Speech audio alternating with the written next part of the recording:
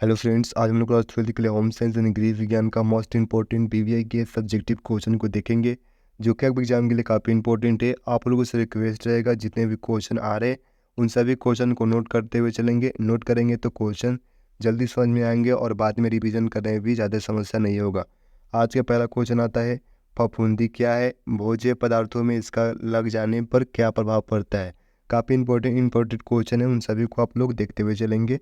पहला आंसर आ जाएगा आपका, फफूंदी एक प्रकार के सूक्ष्म जीवाणु होता है जिसका अनाजों को बर्बाद करने वाले सभी सूक्ष्म जीवों में सर्वाधिक महत्वपूर्ण स्थान है। फफूंदी लग जाने से भोज्य पदार्थों का तापमान बढ़ जाता है, उनमें से बदबू आने लगती है, पोषण मूल्य कम हो जाते हैं, स्वाद बिगड़ जाते हैं, भोजन जहरीला एवं विषाक्त हो जाते हैं। ये फफूंदी लगने के क्या है, तो ये हानि है। भोजन मूल्य कम हो जाती है, स्वाद भी बिगड़ जाएंगे, भोजन जहरीला और विषाक्त भी हो सकता है। यहाँ पे पनीर, फल, डबल रोटी जैसे आदि में फफूंदी कोमल के रूप में जम जाती है। यानी कि पनीर, फल, डबल रोटी और जैम जो होते हैं उनमें फफूंदी जो होता है वो कोमल के रूप में जम जाती है। सभी प्रकार की फफूंदी हानिकारक नहीं होती, कुछ भोज्य पदार्थों के स्वाद में वृद्धि भी करती है। यानी कि जितने भी प्रकार के फफूंदी होते हैं वो कुछ हानिकारक भी होते हैं और कुछ जो है हानिकारक नहीं होते हैं हमारे लिए। तो ये आप लोग ध्यान रखिएगा, काफ़ी इंपॉर्टेंट क्वेश्चन है होम साइंस में, इससे बाहर कोई भी क्वेश्चन आपके एग्जाम में नहीं आएगा। अगला क्वेश्चन है, ग्रामीण स्वच्छता से आप क्या समझते हैं। ग्रामीण स्वच्छता से आप क्या समझते हैं। आंसर है, ग्रामीण स्वच्छता से तात्पर्य है ग्रामीण क्षेत्रों में तरल एवं ठोस अपशिष्ट निपटान, व्यक्तिगत एवं भोजन संबंधित स्वच्छता, घरेलू और पर्यावरणीय स्वच्छता। इन सभी का मिला जुला प्रयास ग्रामीण के स्वस्थ रहने में सहायक होता है। यानी कि ग्रामीण क्षेत्रों में तरल और जो भी ठोस अपशिष्ट निपटान है उसका निपटान किया जाए। व्यक्तिगत भोजन संबंधी स्वच्छता, घरेलू और पर्यावरणीय स्वच्छता यानी घर में, और भोजन संबंधी स्वच्छता यानी खाना बनाने में, ये सभी में जितने भी हैं आप स्वच्छता रखिएगा। ये ग्रामीण स्वच्छता के अंतर्गत आएगा। ग्रामीण स्वस्थ रहेगा, स्वस्थ रहने के लिए आवश्यकता है ये सब। ग्रामीण स्वच्छता के लिए आवश्यक क्या है, तो देखिए, ग्रामीण स्वस्थ निवास स्थान रहना चाहिए, शुद्ध पेयजल, मल मूत्र एवं कूड़े का उचित निवारण, गंदे पानी का निकास, भोजन संबंधित स्वच्छता का उचित ज्ञान होना। इन सभी का निपटारा अच्छी तरीके से किया जाए, ये आपके ग्रामीण स्वच्छता से अभिप्राय रखता है। अगला क्वेश्चन आता है 3 नंबर, बेरोजगारी क्या है। बेरोजगारी क्या है, काफ़ी इजी क्वेश्चन है। जब देश में कार्य करने वाली जनशक्ति अधिक हो जाती है किंतु काम करने के लिए राजी होते हुए भी बहुतों को प्रचलित मजदूरी पर कार्य नहीं मिल पाता, तो उस विशेष अवस्था को बेरोजगारी की संज्ञा दी जाती है।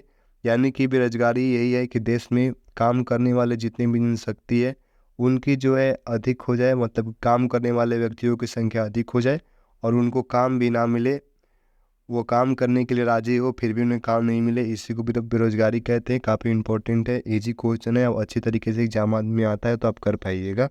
अगला क्वेश्चन है, अस्थायी दांत कितने वर्ष तक निकल जाते हैं और कितने होते हैं। अस्थायी दांत कितने होते हैं और कब निकल जाते हैं। आंसर है, दांतों का निर्माण मसूरों में गर्भावस्था में शुरू हो जाता है। जन्म के पश्चात 6 महीने से दांत निकलने शुरू हो जाते हैं। वह 2 वर्ष तक सभी दांत निकल जाते हैं। यह दांत अस्थायी होती है, वह इनकी संख्या 20 होती है। यानी कि दांतों का जो है गर्भावस्था में ही शुरू हो जाता है, मसूरों में गर्भावस्था में शुरू हो जाता है और जन्म के 6 महीने से दांत निकलने जन्म के 6 महीने हो जाते हैं तो दांत निकलने शुरू हो जाते हैं। 2 वर्ष तक सभी दांत निकल जाते हैं। दांतों की और जो भी दांत निकलती है वो सभी दांतें अस्थायी होती है और इनकी संख्या कितनी होती है, तो 20 होती है।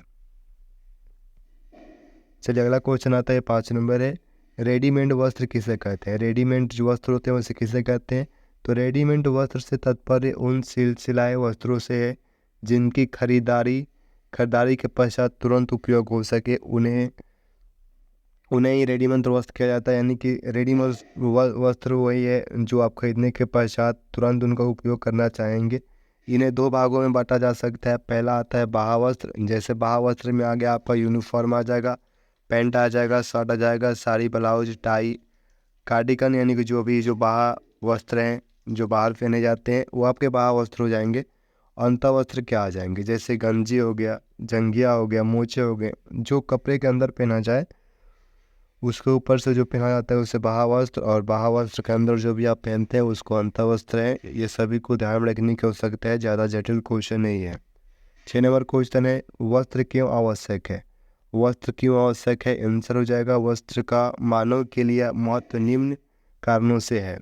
निम्न कारण कौन कौन से? तो पहला कारण है कि यह शरीर की सुरक्षा करता है। दूसरा, व्यक्ति की पहचान। तीसरा है जीवन में विभिन्नता। चौथा है सामाजिक विकास। पांचवा है मानसिक विकास। और छठा है सौंदर्य में निखार। ये सभी आपके वस्त्र आवश्यक हैं।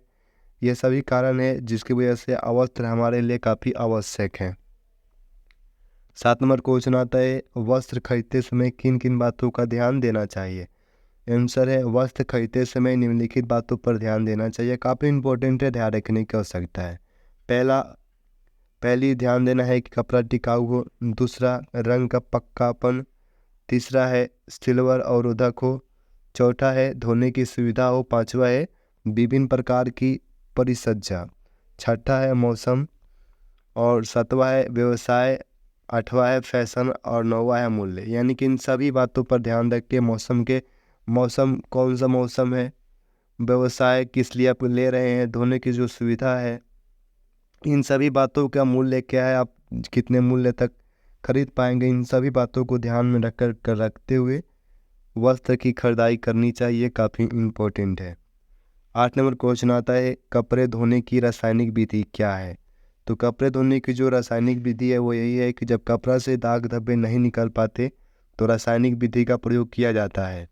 इसी कारण इसे दाग धब्बा छुड़ाने की सबसे अंतिम विधि मानी जाती है। यानी कि रासायनिक जो विधि है यह सबसे अंतिम विधि है। यानी कि दाग धब्बे जब नहीं निकलते हैं तब इन विधि का प्रयोग किया जाता है।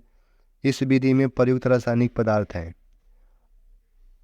रासायनिक पदार्थ कौन कौन से हैं? तो ऑक्जेलिक एसिड होता है, क्लोरीन, हाइड्रोजन पेरोक्साइड, ये सभी जो है ये आपके रासायनिक विधि में ये सभी रसायन होते हैं, ये पदार्थ होते हैं।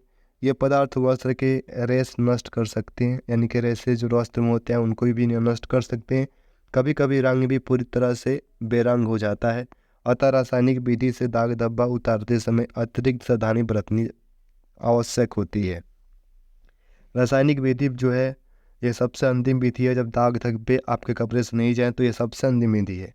रासायनिक विधि के बहुत सारे लाभ भी हैं, ये कपड़े के लिए हानिकारक भी हैं। ये आपके कपड़े को नष्ट कर सकते हैं, रंग जो है रंग को पूरी तरीके से ख़त्म कर सकते हैं। इसलिए इस विधि का प्रयोग काफ़ी सावधानी से करनी चाहिए, यह आवश्यक है, इसको ध्यान में रखिएगा लोग। 9 नंबर क्वेश्चन आता है, बचत के 4 लाभ। बचत के 4 लाभ बताइए। काफ़ी इंपॉर्टेंट क्वेश्चन है। तो बचत के 4 लाभ निम्नलिखित है। पहला लाभ हो जाएगा, बचत परिवार को आर्थिक रूप से आत्मविश्वासी बनाता है। काफ़ी इंपॉर्टेंट है। दूसरा है बचत आय तथा व्यय के मध्य एवं संतुलन लाने में सहायता करती है। तीसरा है बचत अनदेखी आवश्यकताओं को पूरा करने में सहायता होती है। बचत जो है अनदेखी आवश्यकताओं को पूरा करने में आवश्यक होती है। और लास्ट है धन बचाना अधिक धन प्राप्त करने में सहायक होता है। यानी कि बचत के सभी आपके लाभ हो जाएंगे, ये आपको ध्यान में रखने की आवश्यकता है। 10 नंबर क्वेश्चन है, अमीनो अम्ल क्या है? अमीनो अम्ल के बारे में बताना है। यहाँ पे अम्ल हो जाएगा। काफ़ी इंपॉर्टेंट क्वेश्चन है। तो प्रोटीन जल अपघटन के बाद वह अपनी सबसे सरलतम इकाई अमीनो अम्ल में टूट जाता है। देखिए जो प्रोटीन होता है वह जल अपघटन के बाद सबसे सरलतम इकाई में टूटता है, जिसे अमीनो अम्ल कहा जाता है। अमीनो अम्ल में ही टूट जाता है, अमीनो अम्ल में टूटता है, इसको ध्यान रखने की आवश्यकता है। और अंततः अमीनो अम्ल प्रोटीन की लघुतम इकाई है। लघुतम इकाई मतलब क्या हो गया कि उसका सबसे छोटा इकाई ही है अमीनो अम्ल। दूसरे शब्द में बताया जाए कि कई अमीनो अम्ल आपस में मिलकर प्रोटीन का निर्माण करते हैं, इसलिए अमीनो अम्ल को प्रोटीन का आधारीय स्तंभ कहा जाता है। प्रोटीन का आधारीय स्तंभ क्या है? तो अमीनो अम्ल है। काफ़ी सारे अमीनो अम्ल मिलकर के प्रोटीन का निर्माण करते हैं। ये काफ़ी इंपॉर्टेंट है, इसको ध्यान रखने की आवश्यकता है। ये ऑब्जेक्टिव में भी आ सकता है, सब्जेक्टिव में तो काफ़ी बार रिपीट किया हुआ क्वेश्चन है, इसको आप लोग ध्यान रख लेंगे। अगला क्वेश्चन है, बचत खाता क्या है? बचत खाता क्या है? तो इस खाते में बैंक जमा धारक को चेक बुक तथा पासबुक प्रदान करती है। सभी को करती है, सभी को पता होगा। इसे अकेले या 2 व्यक्ति संयुक्त रूप से खोल सकते हैं, या आपसी मिलावट के कारण माता पिता जो है या फिर आपस में, यानी कि आप इस खाते को अकेले भी खोल सकते हैं और 2 जन व्यक्ति भी मिल कर के खोल सकते हैं। बैंक निश्चित दर पर जमा राशि पर ब्याज देती है। बैंक जो है दर पर जमा राशि ब्याज देती है, यानी कि निश्चित दर पर, जो निश्चित दर होता है बैंक का, उस दर पे आपको ब्याज मिलेगा। सैलरी अकाउंट उसी प्रकार के खाते के अंतर्गत आते हैं, जो सैलरी अकाउंट आते हैं और उसी प्रकार के खाते के अंतर्गत आते हैं। यह खाता साधारण स्थिति वाले व्यक्ति के लिए सुलभ और लाभप्रद है। साधारण व्यक्ति के लिए जो है सुलभ है, अच्छा है, लाभप्रद है, जिसको जो है उस पर ब्याज भी मिलता है, काफ़ी इंपॉर्टेंट है। बैंक में इस खाते, बचत खाते में आपका बैलेंस भी होता है, तो उसका जो निश्चित ब्याज है जो सरकार की तरफ से होती है, ब्याज निश्चित किया गया होता है, वो ब्याज का लाभ आपको मिलता रहता है। अगला क्वेश्चन है हेपेटाइटिस बी का टीके पर संक्षिप्त टिप्पणी लिखिए। हेपेटाइटिस बी काफ़ी इंपॉर्टेंट, मोस्ट इंपॉर्टेंट क्वेश्चन, इसको आप लोग अच्छी तरीके से ध्यान रखिएगा, क्वेश्चन बहुत ही इंपॉर्टेंट है। आंसर देंगे हेपेटाइटिस बी का टीका यकृत को प्रभावित कर पीलिया नामक रोग को उत्पन्न करने वाले विषाणु से सुरक्षा प्रदान करता है। यानी हेपेटाइटिस बी का जो टीका है वह यकृत को प्रभावित करके पीलिया नामक रोग उत्पन्न करने वाले जितने भी विषाणु होते हैं उनसे सुरक्षा प्रदान करती है। यह वायरस दूषित सुई, सिरिंज, शेविंग रेजर तथा रक्त परिवर्तन द्वारा फैलता है। और जो है ये कैसे फैलता है, ये वायरस जो है कैसे फैलता है, तो यह दूषित सुई, यानी कि जो सुई उपयोग में है, कभी दूसरे को सुई लगाया जा चुका है, आपको लगाया जाए तो इससे फैलेगा। सुई सिरिंज हो गया, शेविंग हो गया, आप शेविंग करते हैं जिसका उपयोग काफ़ी लोग कर रहे हैं, इससे फैलता है। रक्त परिवर्तन, यानी कि रक्त का परिवर्तन, दूसरे व्यक्ति से दूसरे व्यक्ति में रक्त का जो परिवर्तन होता है, इसके द्वारा भी फैलता है, इसको ध्यान रखने की आवश्यकता है। चूँकि विषाणु दूसरे जीव वैज्ञानिक द्रव्य जैसे रक्त, मूत्र, स्तन आदि में पाए जाते हैं। ये जो विषाणु है ये रक्त, मूत्र और स्तन आदि में पाया जाता है। यह मौखिक मार्ग या आंतरिक संक्रमण द्वारा भी हो सकता है। संभावना है कि मौखिक मार्ग यानी कि मुंह के द्वारा और आंतरिक संक्रमण द्वारा भी हो सकता है। यह एक गंभीर रोग है, यह काफ़ी गंभीर रोग है, जो विषाणु है काफ़ी गंभीर रोग है। पहली खुराक जन्म के समय, दूसरी 1 से 2 माह बाद तथा तीसरी पहली खुराक के 6 से 8 माह के बाद दी जाती है। देखिए हेपेटाइटिस बी का जो टीका है यह पहला खुराक जो है आपके जन्म के समय ही दिया जाएगा, और दूसरी जो खुराक है ये 1 से 2 माह के बाद दिया जाता है, और तीसरी जो हेपेटाइटिस बी का टीका है ये 6 से 8 माह के बाद दी जाती है। काफ़ी इंपॉर्टेंट क्वेश्चन, इसको ध्यान रखिएगा। ये क्वेश्चन आपके एग्जाम के लिए बहुत ज़्यादा इंपॉर्टेंट है, बहुत बार रिपीट किया हुआ है। ये आपके यहाँ पे क्वेश्चन कंप्लीट हो जाते हैं। यह पार्ट 3 था, पार्ट 1 2 को नहीं देखें तो उसको भी देख लेंगे। हर वीडियो में क्वेश्चन अलग हैं, सभी क्वेश्चन को आप लोग नोट करते हुए चलेंगे तो काफ़ी अच्छा रहेगा आपके लिए। सभी क्वेश्चन को नोट कर ले, ताकि बाद में नोट करते हैं तो इससे क्या होता है, तो आप क्वेश्चन अच्छी तरीके से समझते हुए नोट करते हैं। और दूसरी, जब आप सभी क्वेश्चन को अच्छी तरीके से समझ लेते हैं, याद कर लेते हैं, तो जब एग्ज़ाम आपका निकट होगा तो आप अच्छी तरीके से सभी क्वेश्चन को एक बार में रिपीट कर सकते हैं, रिवीजन कर सकते हैं। इससे क्वेश्चन आपको ज़्यादा जो है अच्छी तरीके से समझ पाइएगा। काफ़ी इंपॉर्टेंट है। यह पार्ट 3 था, पार्ट 4 आपको जल्दी प्रदान की जाएगी। मिलते हैं अगले वीडियो में, धन्यवाद।